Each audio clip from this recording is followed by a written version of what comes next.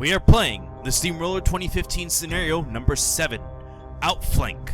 There is no kill box in this scenario, and there are 2 circular zones. If you control a zone, you get 1 control point. If you dominate a zone, you get 2 control points. The first to 5 control points wins the game, or of course through assassination.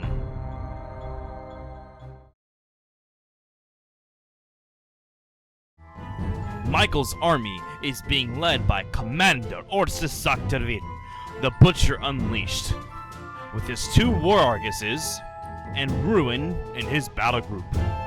Attached to Butcher but not in his battle group is the mighty War Dog. He has a unit of Widowmakers, Madeline Corbeau, or Ordic Cortesian, an Widowmaker cliented to Butcher, a Gobber Tinker, a unit of Grey Lorturnian, a full unit of Nyss Hunters, Eiryss 1, Alexia 2,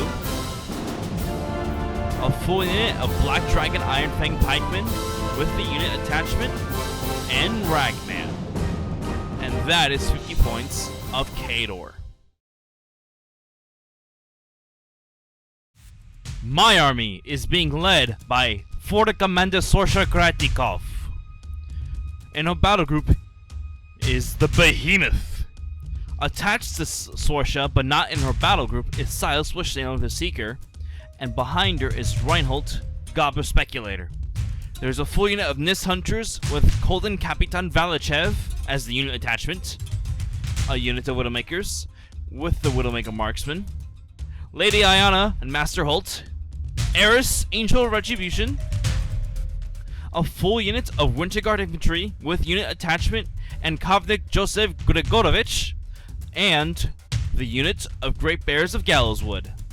And that is 50 points of Khador. We roll off to see who goes first, and Michael wins the roll-off and decides to go first. Here's how Michael deployed his army. Butcher and his War Arguses and Ruin are in the center of the table, with the Black Dragons on Butcher's left, and the Grey Lords are behind the Black Dragons with Alexia on the very far left. To the right of Butcher are the Nyss Hunters, and here's how he deployed his army relative to the table.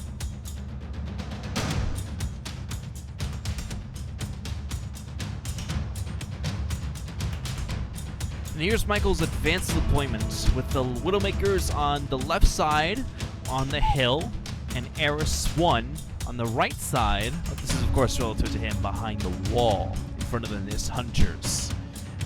And here's how he advanced deployed relative to the entire table.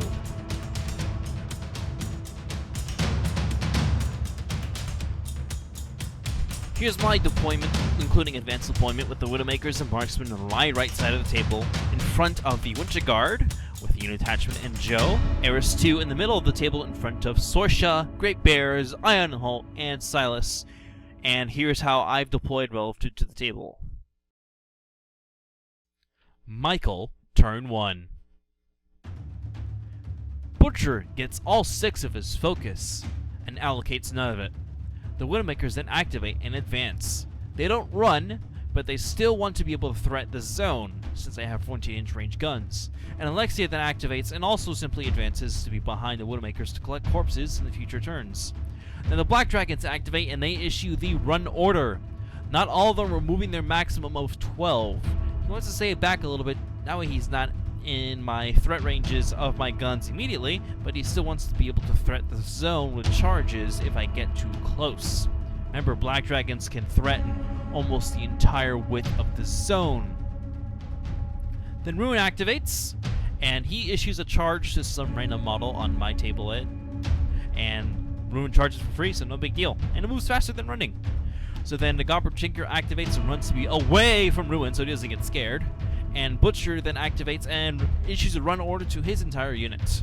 So he's moving to be behind the boxes, which we're counting as a wall in this game, and the War Arguses follow him, and so does the Widowmaker, who also runs, and as well as Madeline Corbeau. She wants to be up as much as possible to get those intrigue moves. The War Dog activates and runs, and he places himself behind Ruin. Oh no, he takes an abomination check, which he passes. Then Ragman activates and runs to be behind the Widowmakers, And Eiryss activates, and she runs, and she is going to hide behind this house here. And the Nyss activate, and Cylena issues a run order to the entire unit, so they're going into the zone that's in front of them. And they are inside of it. Well, some of them are. Look, and they're facing off against Nyss. So let's see who's the real Nyss. Then the Grey Lords activate, and they simply advance because they want to place some ice clouds around on this army, also known as Blizzard. So the first one puts a cloud onto the War Dog. The second one places a cloud onto a War Argus. He just had being a little fidgety since there's a bunch of pokey bits here for the models. And the last one places his last cloud onto the last War Argus. My turn 1. Sorscha gets all 6 of her focus and allocates 1 to the main cortex of Behemoth. The Widowmakers activate first, and they're staying inside of the forest so they can get their nice camouflage and concealment, making them a nice defense 18 against guns and spells. So the first Widowmaker takes a shot at a black dragon in front of him. So he's in range. He hits and snipes him, and then moves 2 inches thanks to Swift Hunter. The second Widowmaker fires on another black dragon. He is in range. He hits, and he's also sniped, and this Widowmaker also falls back with Swift Hunter. Then the Kapitan fires at the black dragon, is in range, barely hits, and snipes him, and also falls back with Swift Hunter. Then the last Widowmaker shoots at another black dragon, is in range, but he misses. So the Widowmaker Marksman activates, wants to show this guy how it's done, and he takes a shot at this same black dragon. He is in range, also outside of the 3 inches of the forest, so he hits and snipes him. He walks back to where he was. Then Behemoth goes and spends his focus to trample forward. And thanks to the subcortex, he's able to fire his bombards. So declaring which Nyss to shoot at, so I decided to shoot the one in the back, but I am out of range, so I'll be scattering from the point on my finger.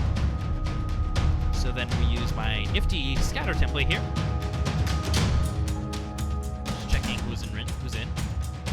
So I scattered to the 6 for 2 inches with this first shot. This was in place. And adjust, and I'm grabbing 2 Nyss. So this first one here that's off of the mat, the other one's on top of the Museum Minis logo, dies from blast damage, and so only armor 11. Then the second one on the Museum Minis logo, he also dies. So the Behemoth's second shot, I declare on this Nyss, and he is in range, so I could potentially directly hit him. But I miss. So scattering towards the 2 for 6 inches. And I will be scattering in between models, but not hitting anything. So that's that. Then my Nyss activate. Valachev issues no orders, so they just simply advance up. Some onto the hill. Well, most of them onto the hill. One of them just staying off. And Valachev hiding behind the hill. So then I think I thought about declaring a CRA, but then I remembered, oh wait, I'm probably out of range, so let me do Valachev's Zephyr move so I can move another 3 inches. And I'm just adjusting their placements so that way I can get some right CRAs and not block my own line of sight, because that's always bad to do. So I have 2 Nyss fire at a Nyss, so they'll need 7s to hit rather than their 9s. So this first shot hits and kills because it's PAL 12. Then another 2 combine onto another Nyss. They're both in range. And they need 7s to hit as well. And hit and kill. Another CRA from 2 Nyss. Going on another Nyss. Both are in range. And this hits exactly and kills. Another CRA onto another Nyss. Both are in range. This hits and kills. And that's a massive casualties check, and they pass, rolling a 6. So then Eiryss walks up behind the wall, also staying out of the 5-inch bubble, but takes a shot at a Nyss, and hits and kills with snipe. Then the Widowmakers activate and issue a run order. Want to be able to stay inside the zone, so that way they can contest with Iron Flesh and Tough and Fearless from Kovnik, Jozef, Grigorovich. And since this is a relatively large unit, they tend to clump up a lot. So Joe activates, and he issues Courage of Our Forefathers, which gives him Fearless and Tough, and he runs. So then Sorscha finally activates. She advances up, and she casts Iron Flesh onto the Widowmakers, making him defense 15. Then I activate Aiyana and Holt, move the Iron Flesh token out of the way just for table sake. And Aiyana and Holt put up stealth, and then the Great Bears activate and they run, keeping Kolsk behind Grigorovich and Volkov. So then Reinholdt activates and runs to be base to base, and that's Sylys. Here's the end of round 1.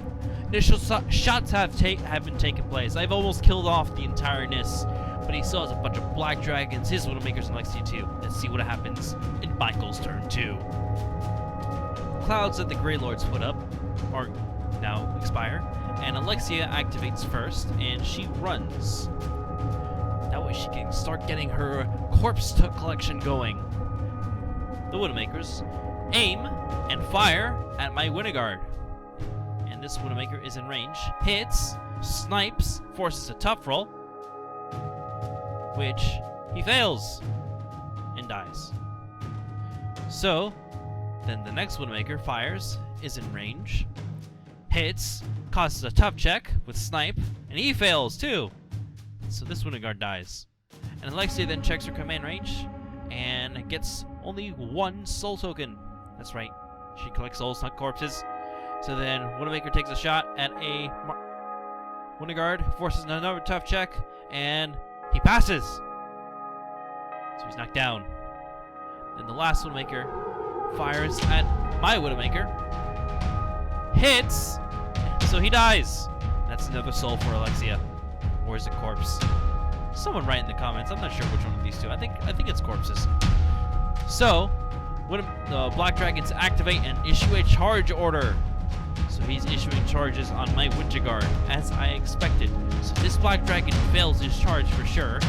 That's not 2 inches, I would think. So then the rest of the Black Dragons then go ahead and run. They can start jamming. Then the officer, before he runs, he issues the mini feat Iron Seal, giving him +4 armor, cannot be made knocked down or stationary. So the first Black Dragon charge attack misses. So then the next one auto hits, causes a tough check, which he fails promptly. And Alexia is out of soul corpse collection range, whichever of the two it is. So then remainder of his Nyss then activate, walk back into the zone, and they want to start taking some shots. So first one decides to take a shot at Eiryss, that way he can get an idea of what 5 inches looks like. So Cylena will take a shot at Eiryss and is in range, stealth range, so she shoots and misses. Then the other Nyss fires at Grigorovich, automatically hits, rolling a double 6, and does a bunch of damage, causes a tough check, which he promptly passes. So there's Grigoravich's damage. Then I erase the 1 heart, so he has 1 point left. And then Eiryss walks away from the house and takes a Phantom Seeker shot at a Nyss and promptly kills him. So then Ruin then goes and he simply advances. Then Madeleine Corbeau activates and she runs to be in the zone. And Butcher then activates and issues a run order to his unit. So now the War Arguses are running to keep in command. Then The Ogrenborkor then activates and runs.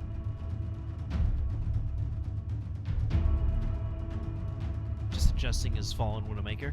And the War Dog then runs to be behind the wall, and the Gobber Tinker runs to stay away from Abomination range. Then the Grey Lord turn in, activate, and they advance. Want to put some more clouds up here. So this first Grey Lord is in range of Butcher, puts a cloud on him. Then the second Grey Lord puts a cloud on War Argus. It's like a cloud wall here. Then the last Grey Lord, with no targets, decides to put a cloud up on the last Grey Lord. Then Ragman activates and he runs to be behind the cloud. My turn 2.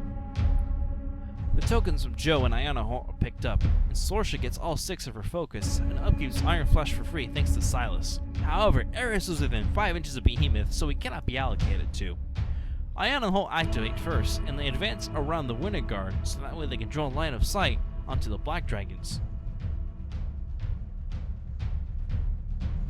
Aiyana declares a kiss to Sylys onto a Black Dragon, and it has line of sight,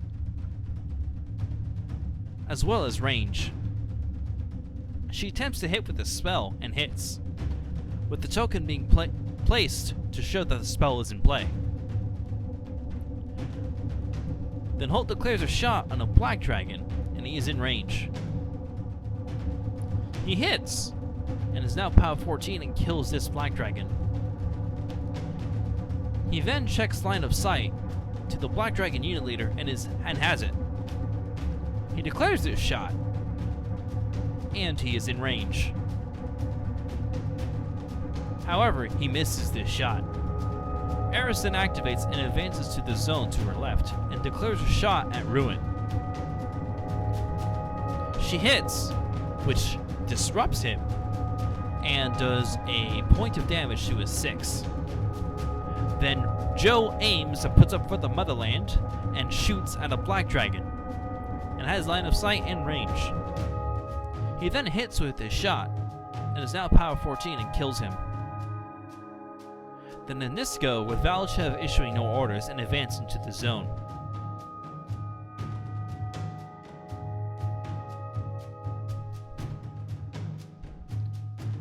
Three Nyss declare a CRA onto Cylena. They hit with this shot, and just pulverize her with their arrows. Then 2 Nyss declare a CRA onto another Nyss Grunt. However, they miss their shot by 1. Then 2 other Nyss declare a CRA onto the other Nyss Grunt. And their aim strikes true and take this Nyss out. The Valachev issues his Zephyr special action, allowing the unit to move around another 3 inches. To adjust facings, as well as get some line of sight with 2 other Grunts that have not fired yet, which are these 2, and they declare a CRA onto this Nyss. However, there's a massive casualties check for it, and they pass. This shot hits, and he goes down. The Behemoth goes and advances on top of the hill, and is wondering what to declare shots at. First thing's about the War Dog, but he's not sure about scattering, so he declares a shot at the Black Dragon unit leader. And it's kind of iffy about range, so scouters to the 1 for 2 inches, which clips the unit leader, the standard bearer, and another Grunt. It's not really shown well on the camera, but that's what was declared during the game. So this blast damage is on the unit leader. Remember, they're armor 18, so they need 10s to die. He survives. Then the standard bearer, he survives. And the Grunt is not so lucky, so he dies from blast damage. Then Behemoth's second shot. Notice I nudged Behemoth here, so this shot was not supposed to be in range. It hits, so this is POW 14 on the unit leader. And I also check to see what other models are in the blast area. So there's one of the Grunt, so he dies, as well as the Grunt in front of him. So these models were not supposed to die, as this shot was not supposed to be in range. So then field promotion occurs, and the Winter Guard unit performs a bob and weave action. Order, sorry, not an action. That'd be ridiculous. And advance into the zone to go to be base to base with the Black Dragon unit leader. And others just advance around. So the two Winter Guard perform a combined range attack onto Alexia. And they hit like fire and do some damage to her, doing 3 points. Then one Winter Guard takes a single shot on Alexia. He's in range. And it becomes a little iffy, so we set some templates down to make sure that it is exactly in range. And he's got it. And he hits like fire as well. And he does some points of damage to her as well. So she's down to 5 boxes. Then these two Winter Guard do a combined melee attack onto Black Dragon and hit him, but they don't kill him. So then, deciding what to shoot with next. So I was considering doing a CRA with a standard bearer, but I decided to take a single shot first. So this shot hits and does a crazy amount of damage, but remember they're armor 18, so he's down to 1 box. So then I have a CRA going to Madeline Corbeau, and taking a while to roll dice, which hits. However, she suckers this to the War Argus that's right next to her, and he takes 7 points of damage and is barely alive. I almost gave Butcher a vengeance move there. Oops. So the officer then declares a single shot at the standard bearer and is in range, and she hits and does not kill the standard bearer. So the Great Bear is then activate, and they advance up, and Sorscha activates, and she moves away from all that action because she knows Butcher's coming for her, and so do Reinholdt and Sylys. They follow suit. Then I score with 1 control point, and here's the end of round 2.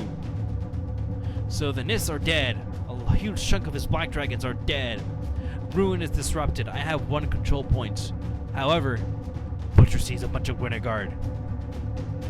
What's he gonna do? Alexia has a bunch of souls, corpses, whatever they are. So, here is Michael's turn 3. The Greylord's clouds expire.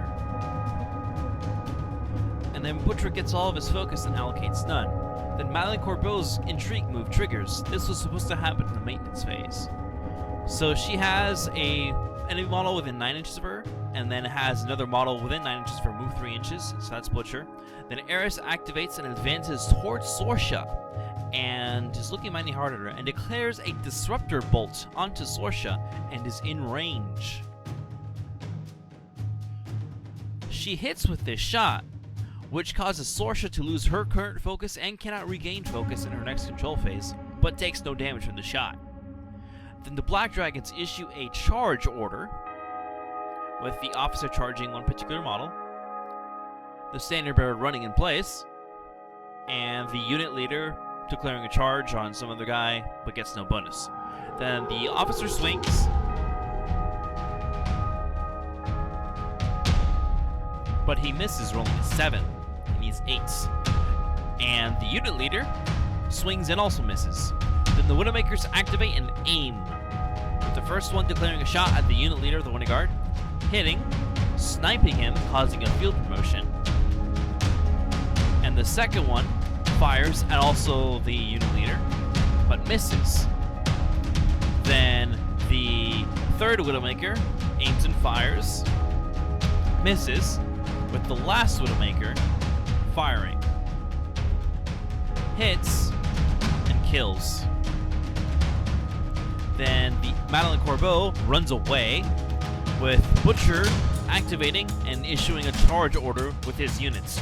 So the first War Argus declares a charge at the unit leader of the Winter Guard, with the second War Argus attempting to charge the Grunt that is next to the unit leader of the Winter Guard. It's kind of iffy about his placement because he stops, his base will contact the Black Dragon officer.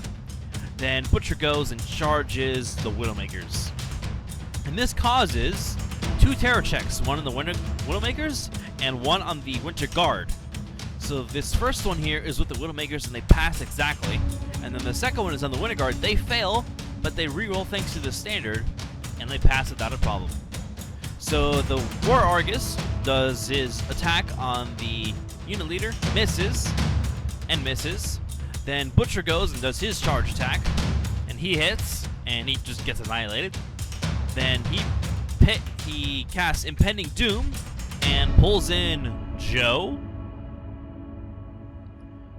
pulls in Holt, the standard of the Winter Guard, the Widowmaker Marksman, and the Widowmakers. And then he checks for range on the Winter Guard officer, and she is then pulled in. So then he spends 1 focus to cast Flashing Blade to swing on everyone. So this is first on the Widowmaker, who is missed, and then the Widowmaker Marksman, who is hit and promptly killed. And then this is on Holt, which misses. Then this is on Joe, which hits, and he's just evaporated as well. Then on the Winter Guard officer, who is missed. Then on the Winter Guard standard bearer, who promptly dies. Then he pays again for Flashing Blade, swinging on the Widowmaker, who is hit and also dies. Then on Holt, who hits and is destroyed. And on the... So we have Aiyana, who is doing a massive casualties check, and she is fleeing. Apparently she does care about Holt dying. But the Winter Guard also take massive casualties, and the officer is missed. Then Butcher casts Energizer for 2 to walk back into the zone. And then he feats to get all 6 of his focus back, and the Winter Guard automatically flee, and so do the Widowmakers, thanks to the second part of Butcher 3's feat. So then the Ogre-Bokur activates and runs to be behind Butcher.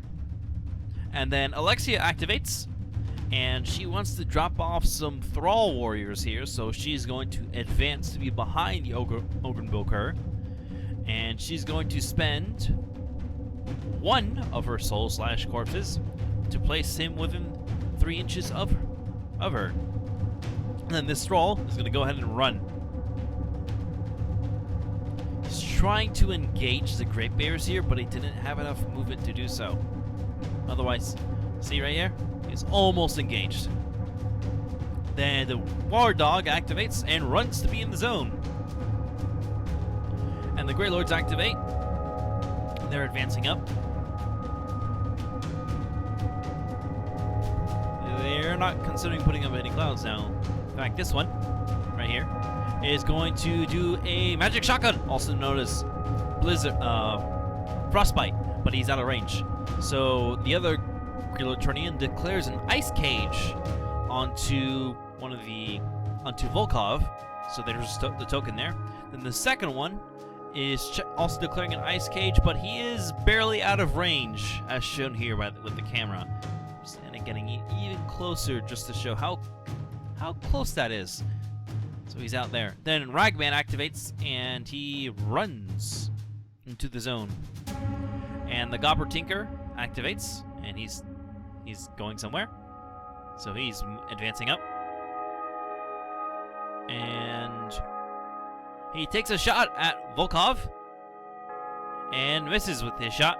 And Ruin just simply walks ahead. My turn 3. The token of Kiss and the Bob and Weave are picked up since they expire right now.